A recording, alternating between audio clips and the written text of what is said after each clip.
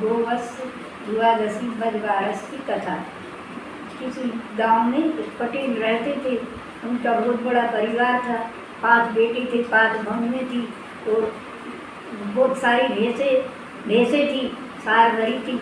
तो एक बड़ी वाली भैंस थी, उसका नाम था ढाडो भैंस। उसी का पूरा परिवार था। जितने भी पड़ा पड़िए थे सब उसी के थे। तो सबका काम बटा था बहुओं का। कोई कोई पानी भरती थी, कोई बर्तन मांजती थी, कोई रोटी बनाती थी।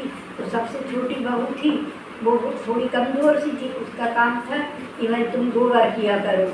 तो सार में जाके तो सार में गोबर करती थी, लेकिन वो कमज़ोर थी। जो गोबर करती बहुत सारा गोबर उठाना पड़ता था। तो वो रोज़ बड़बड़ाती, तो रोज़ गोबर की डलिया उठा करके और उस भैंस के ऊपर मारती जाती उसके सिर पे कि अरे इतना जन जन के और खाड़ू भर दिया, कहाँ तक करें सेवा तुम्हारी, इतने सारे हैं ढेर भरे से और हम अकेले करने वाले। अब ऐसे ऐसे रोज प्रतिदिन को उसका यही काम था कि डलिया भरे गोबर की और भैंस के सिर पे मार दे। अब भैंस मुँह नहीं बोली, बेचारी जानवर। उसने कहा ठहर जाओ, अब हम भी तुम्हें बताएंगे। बजवारस का दिन आया। बजवारस का दिन आया तो शाम को जैसे ही भैंस आई और सब उसके पड़ा पड़ी में आए, तो उसने बोला कि कोई भी ना तो मतलब गोबर करना और ना मूतना। फिर देखे और ना दूध भी नहीं दिया भैंस ने। कोई भी भैंसों ने दूध नहीं दिया। अब उन्होंने कहा आपका ऐसे जो बजवारस के दिन गाय का दूध दही नहीं दिया जाता, भैंस का दिया जाता है। तो उन्होंने कहा जब दूध ही नहीं मिलेगा, गोबर ही नहीं मिलेगा, तो फिर तो क्या करेंगे। तो बस उन्होंने न गोबर किया और न दूध दिया। अब सुबह को सब बहुएं उठी, अपने काम से लगी, तो कहने लगी कि अरे दूध लगाओ, गुआरी करो। अब देखे तो वो भैंसें लगी नहीं। वो भैंस ने सवेरे से कहा अपने पड़ा पड़ने से और कहने लगी बजवारस मैया अगर तुमने सत हो तो हमारे जो खूंटे से हम खुल जाए, दरवाजे खुल जाए, ताकि हम बाहर चले जाए सबको लेके। तो कहाँ तक हम मार सुने। तो उन्होंने कहा इनको भी तो एहसास हो कुछ बहुओं को। तो बस उन्होंने जैसे ही मतलब वो अपने आप सबके गिरमा खुल गए और भैंस बड़ी भैंस आगे हो गई, ढाल हो गई और सब पड़ा पड़ी में उसके बचे वो सब पीछे हो गए।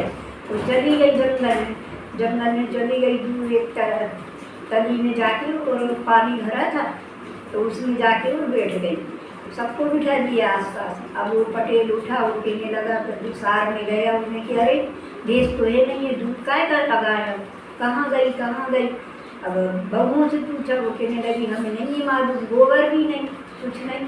उन्होंने कि अरे क्या हो गया, आज बजवारस से ना तो गोबर है, अब बीतेंगे काय से पूजन होगी और काय के दूध, गाय का दूध लिया नहीं जाता। अब उनने के बताओ। तो ये वो पटेल था, उसने कहा भाई अब हम जा रहे हैं देखने कहीं भैंस को मिलेगी तो हम ले आएंगे, जब पूजन करना तुम सब। वो गया अपनी कच्चे सूट से हाथ बांध के और पाँव उठने गया, मतलब पैदल। तो गया देखता गया ढालो भैंस कहाँ है, ढालो भैंस। तो बुलाता पहुँच गया, दूर पहुँचा तो देखे तो उसके निशान थे खुर के। उनको देखते हुए चला गया। एक पेड़ के नीचे एक तला सा भरा था, वहाँ पे वो ढाला भैंस बैठी थी और उसके आसपास सब पड़ा पड़ी बैठे थे। तो उन्होंने पटेल ने कहा कि जो आज तो तुम रूठ गई हमारे घर से कि आज ही बजवारस का दिन है और तुम क्यों चली आई यहाँ सब पूरा परिवार लेके, कौन सी गलती हो गई। तो भैंस मुँह बोली, सतयुग था, मुँह बोली कि लगी तुम्हारी या तो तुम्हारी बहू को रख लो या हमें रख लो। कहने लगे भाई क्यों, क्या बात है। कहने लगे अरे तुम्हारी बहू रोज हमें डलिया मारती है भर के भी गोबर की सिर पे, अब हम कहाँ तक सहन करें। तो उन्होंने कहा हम उसको अभी नाक घिसवाएंगे, तुम्हारे पैर पड़वाएंगे, चलो तुम। पैर पड़े उन्होंने, पगड़ी रखी पटेल ने। कहने लगे चलो तुम देवी आज क्यों उठ गई मातेश्वरी, चलो। और बस वो क्या उठ के खड़ी हो गई, उसके साथ में पूरा परिवार हो गया खड़ा और पटेल ले आया भैंस को लाके में। कहने लगा भाई जिस बहू ने भी गलती करी है इसके आगे अपने 7-5 बार क्षमा मांगो और पैर पड़ो, भैंस के पूजन करो सब। तो छोटी बहू थी, तो उसने कहा कि भाई हमसे गलती हो गई, हम मारते थे, तो ये रूठ के चली गई। तो कही माते परमेश्वरी हमें क्षमा कर दो, हमसे भूल हो गई, और आज के दिन तुम रूठ गई, अब हमसे हम ऐसा नहीं करेंगे। तो उन्होंने पूजन किया सबने अच्छे से भैंस का, तो गाय का भी पूजन किया, भैंस का भी पूजन किया। पूजन करके और फिर सब प्रसादी वगैरह चढ़ाई उनको, और सब लोगों ने अपने फिर ये दाल मूँग चढ़ा करके, और फिर बाद में अपने कासना का व्रत खोला। जैसी बात पारस मैया उनको फिर दी, उनकी मनोकामना पूरी की। ऐसी सब